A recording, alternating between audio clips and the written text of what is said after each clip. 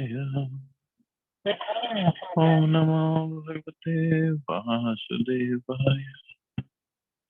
Narayanam Namaskritya Naram Chaiva Narottamam Devim Saraswatim Vyasam Tato Jayamudidya Nashtuprayeshu Abhadreshu Nityam Bhagavata Sevaya Bhagavati Uttam Shloke Bhaktir Bhavati Naistiki.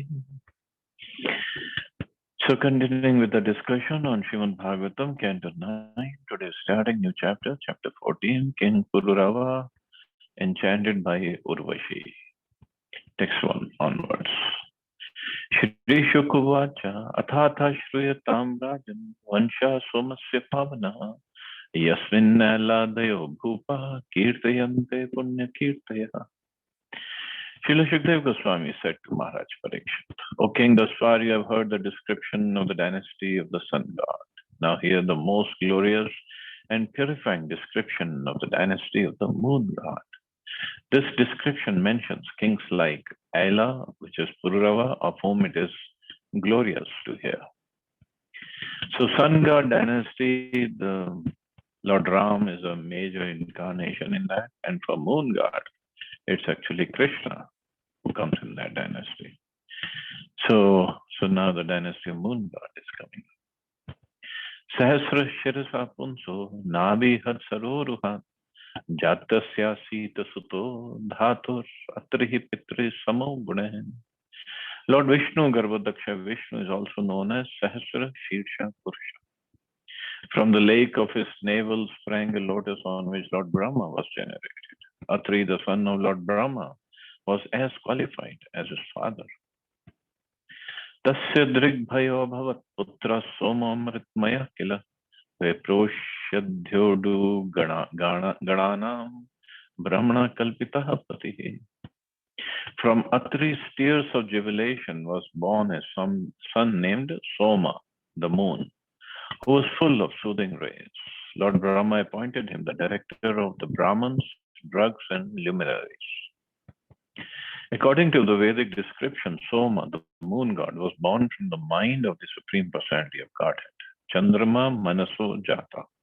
But here we find that Soma was born from the tears in the eyes of Atri.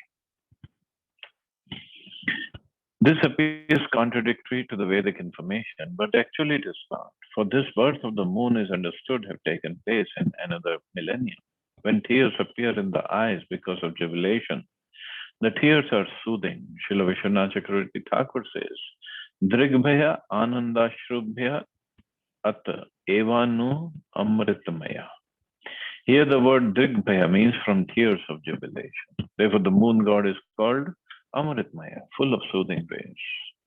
In the fourth canto of Srimad Bhagavatam, we find this verse, Atre Pani Anasuya 3. This verse describes that Anasuya, the wife of Atri Rishi, bore three sons, Soma, Durvasa, and Dattatreya. It is said that at the time of conception, Anasuya was impregnated by the tears of Atri.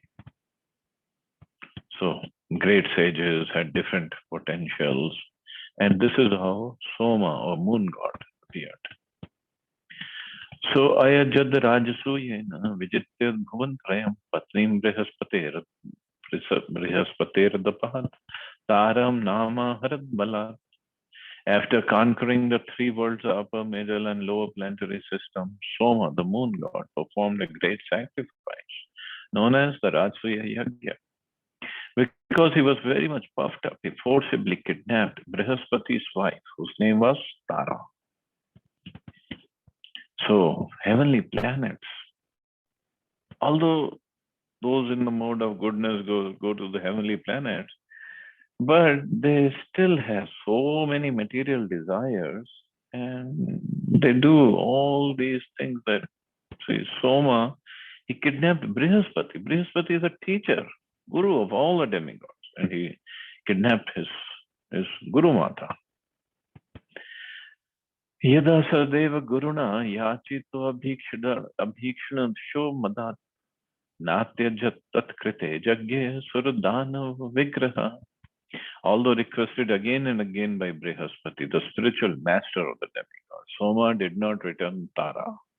This was due to his false pride. Consequently, a fight ensued between the demigods and the demons. Because demons must have understood that now the demigods are weak because they have offended their own guru. Shukro brihaspatera dvesha dagrahit sasurodupam aro guru mutsutam snehat sarvabhuta ganamvritaha. Because of enmity between Brihaspati and Shukracharya, Shukra took the side of the moon god and was joined by the demons.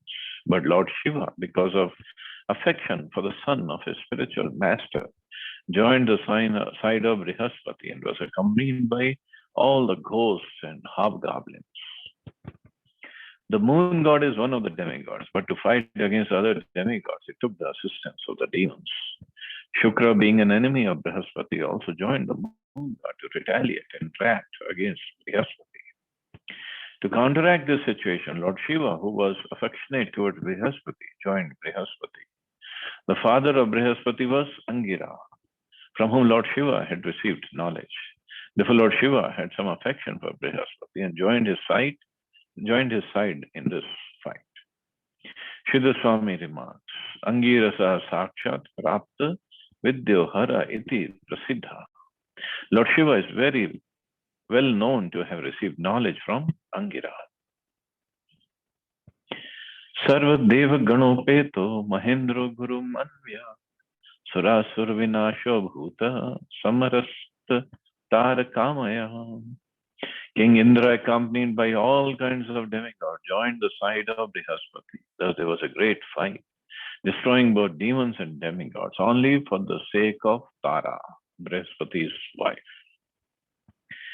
Nivedito atha angirasa somam nirbhatsya vishwakrit taram svabhartare praya chaddantar vatmiva evavat patih.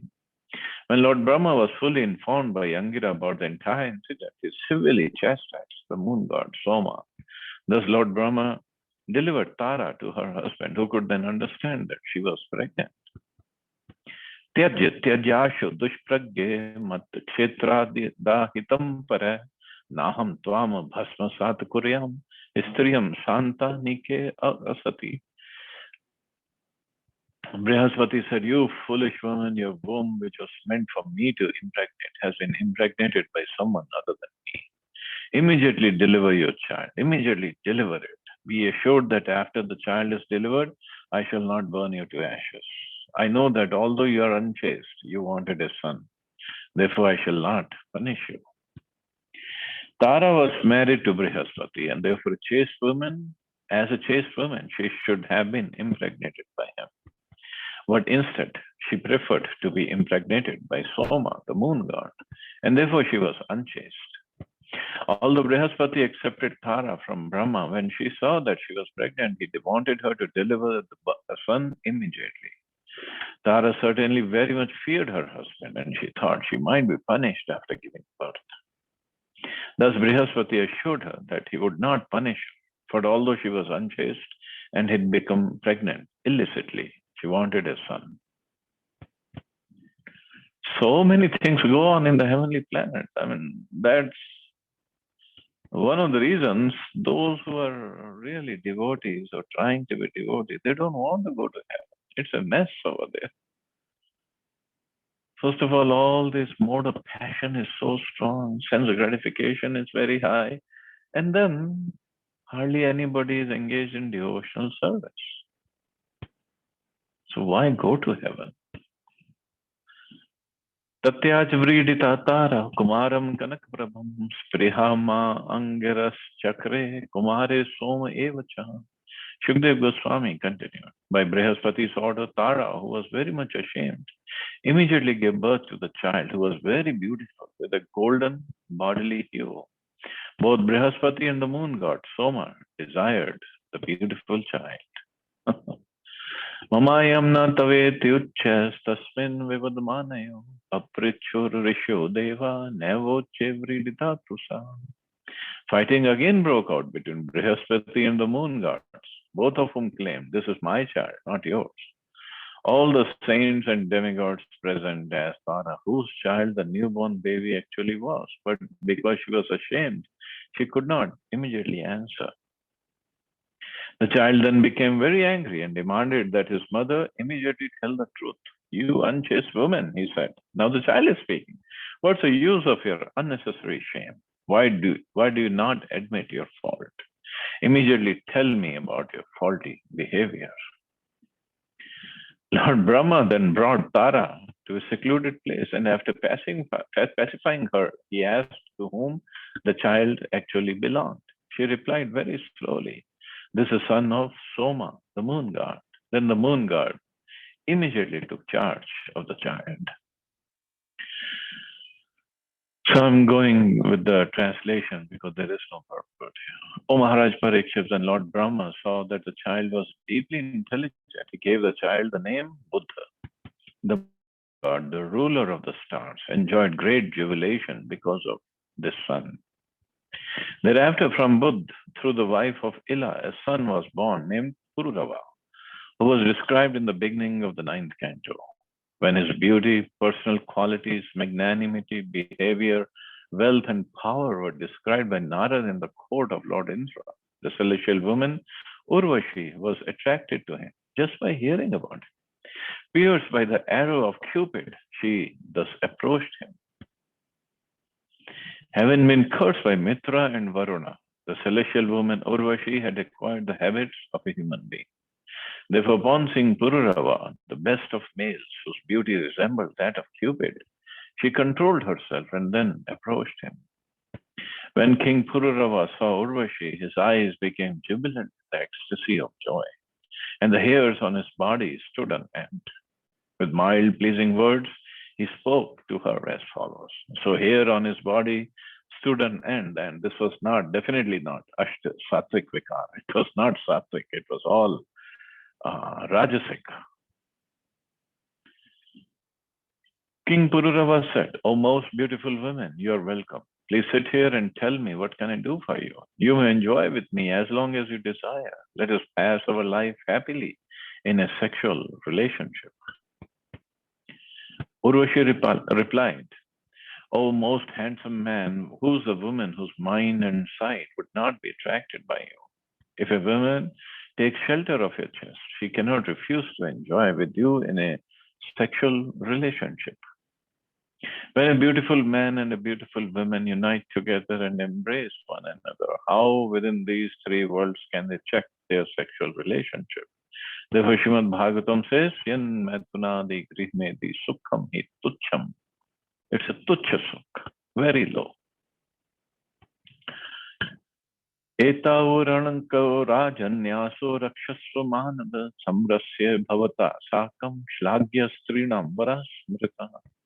My dear King Pururava, please give protection to these two lambs who have fallen down with me. So Urvashi had fallen down because of the curse of Mitra and Varuna, and then when she saw Pururava, wonderful personality, they both wanted to have relationship, but she had two lambs, and she said, "Oh, please give protection to these two lambs." Just like if a girl has a puppy and her boyfriend has to make sure he takes care of the puppy.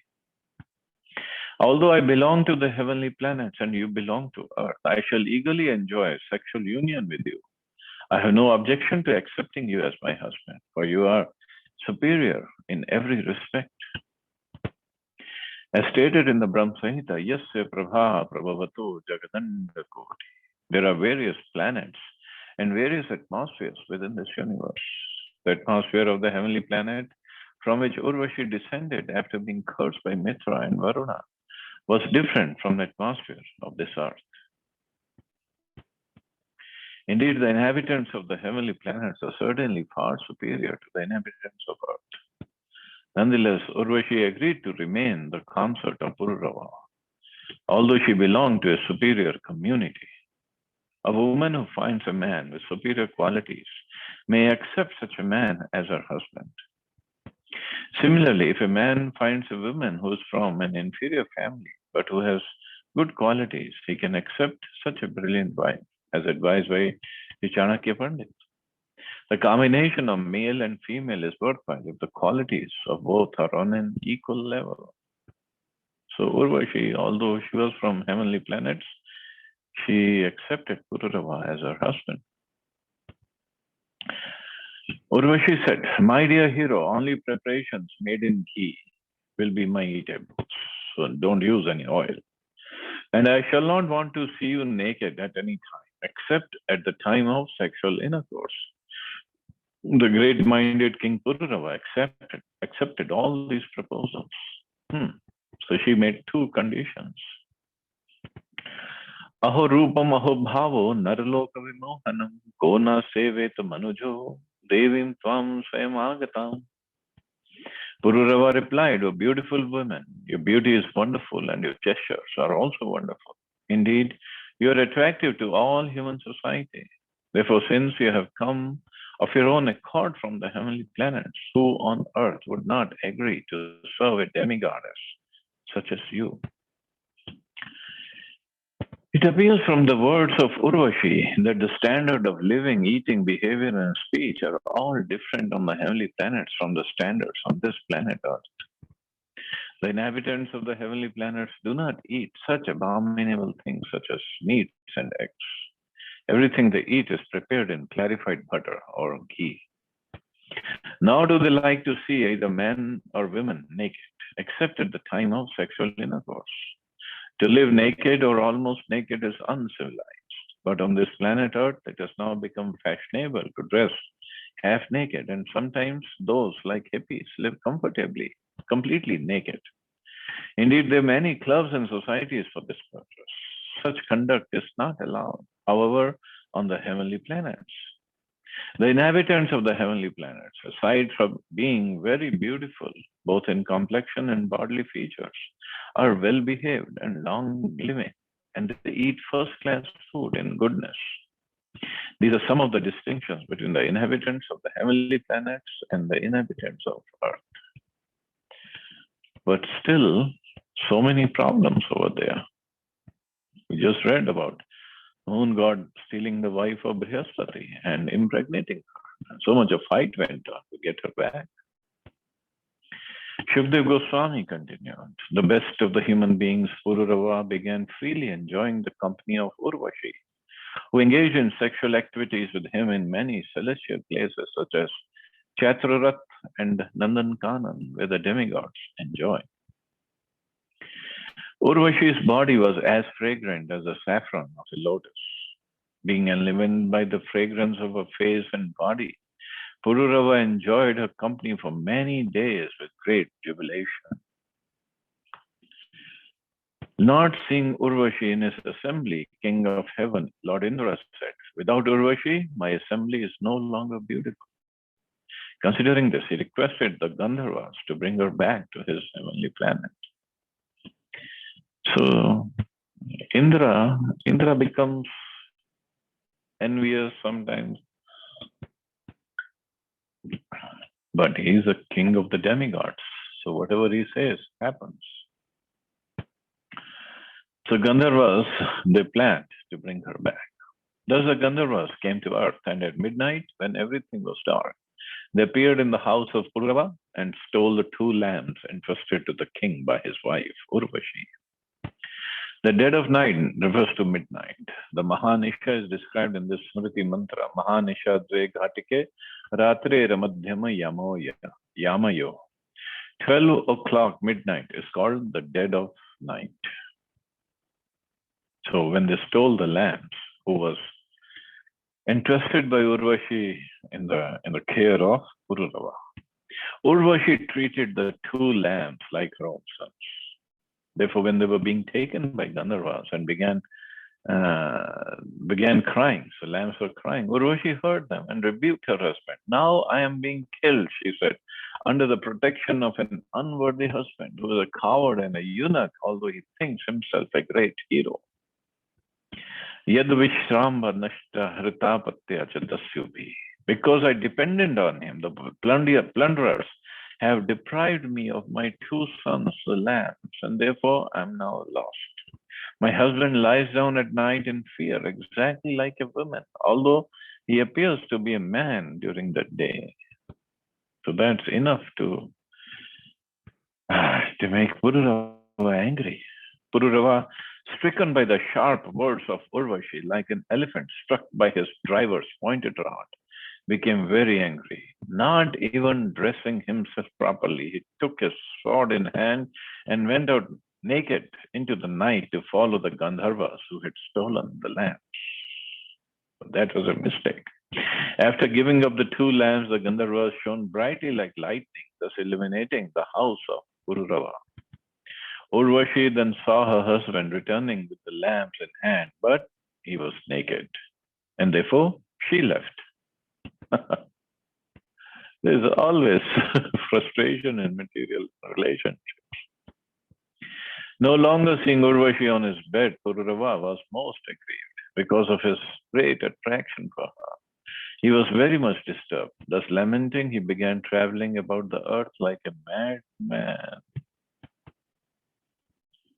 See, this is what happens when too attached to the sexual enjoyment with women. Just cannot control oneself. Such a great king, personally, um, personally glorified by Narad Muni. And look at him now. He is roaming around the world like a madman in separation from Urvashi. Once during his travels all over the world, Pururava saw Urvashi accompanied by 5 companions on the bank of Saraswati at Kurukshetra. With jubilation in his face, he then spoke to her in sweet words as follows. Oh, my dear wife, oh, most cruel one, kindly stay, kindly stay. I know that I've never made you happy until now, but you should not give me up for that reason. This is not proper for you. Even if you have decided to give up my company, let us nonetheless talk for some time. O goddess, now that you have refused me, my beautiful body will fall down here, and because it is unsuitable for your pleasure, it will be eaten by foxes and vultures.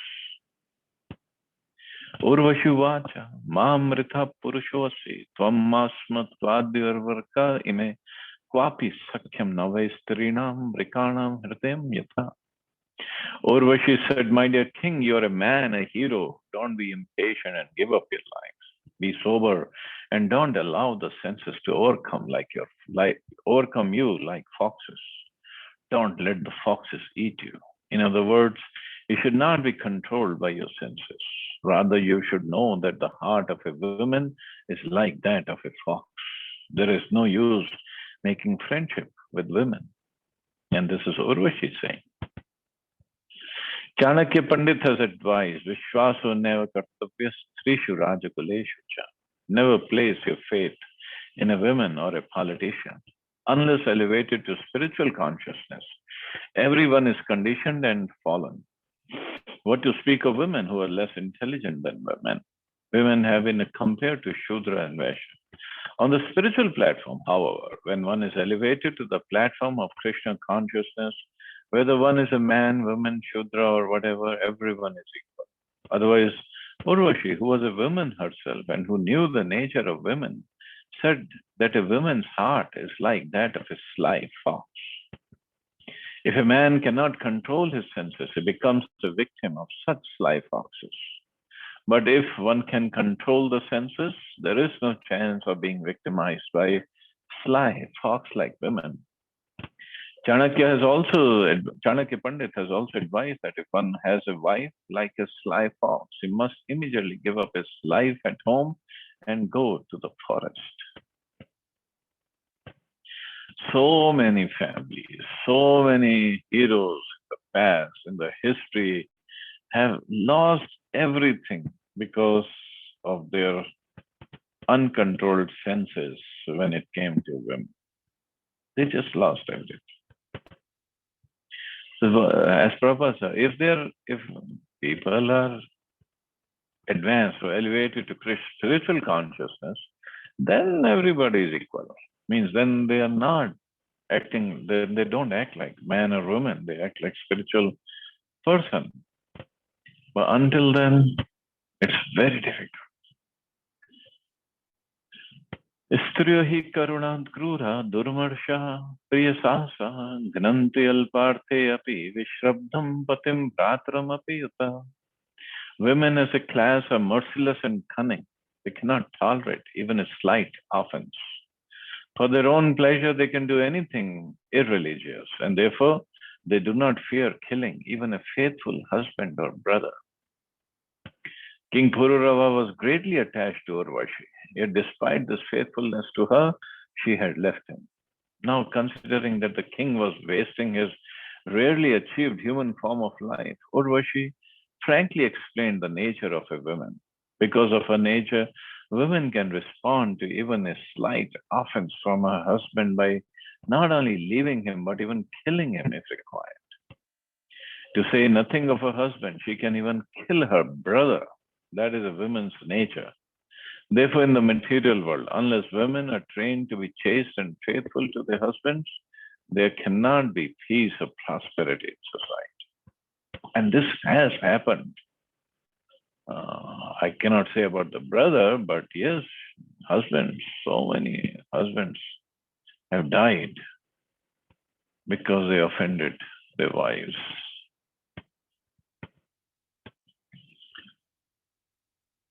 विधायालीक विश्रम्भ अज्ञेषु त्यक्तसौहृदा नवम नवम अभीप्सन्त्या पुंश्चल्या स्वैर्वृत्त्या. Women are very easily seduced by men. Therefore, polluted women give up their friendship of a man who is a well-wisher and establish false friendship among fools. Indeed, they seek newer and newer friends, one after another. Because women are easily seduced, the Manu Sahita enjoins that they should not be given freedom. A woman must always be protected, either by her father, by her husband, or by her elderly son. If women are given freedom to mingle with men like equals, which now they claim to be, they cannot keep their propriety. The nature of a woman, as personally described by Urvashi, is to establish false friendship with someone and then seek new male companions, one after another, even if this means giving up the company of a sincere well-wisher. And so many times this we have seen, it happens in the material world.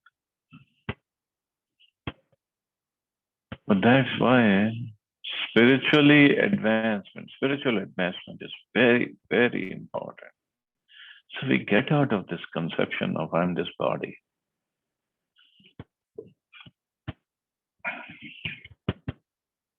So Urvashi further gives him instructions, and then they make a deal that we'll stop here and we'll study it tomorrow. See, anybody has any questions or comments?